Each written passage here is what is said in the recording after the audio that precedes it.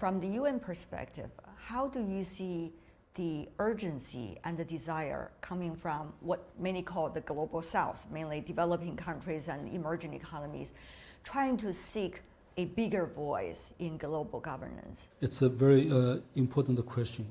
One of the biggest challenges today that the developing countries are facing is the question of financing, right? Adequate development financing. So here, the Secretary-General of the United Nations has put forward a proposal, right? What he calls the SDG stimulus, right?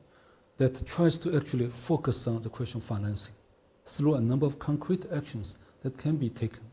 Right? For example, in the first area that he called for in this SDG stimulus is especially the G20, the major developed and the major developing countries, to support the resolution of the debt distress of developing countries by taking a number of concrete measures, such as lowering the cost of long-term borrowing, and to, for example, further suspend the payment of debt servicing, right? To build automatically in lending agreements the clauses that will relieve the borrowing countries the obligation to pay if certain events take place. Right? Another area in which he proposed for some concrete solutions is to ask the multilateral development banks to leverage more of what they can to lend more, right, within their existing balance sheets, right?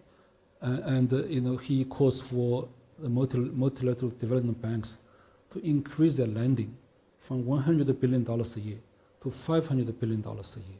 At what interest rate? That's probably also important. As you mentioned, the question of interest rate, long-term cost of borrowing. Right? If we can manage that, but also provide more fiscal space, so developing countries stands a better chance to develop their economy and to move forward with the new technology and new capabilities. Right? So it's the second area. The third area that he called for in this SDG stimulus package is to provide more contingency financing to developing countries. That specifically is through the reallocation of the special drawing rights that the IMF has allocated to different countries, right?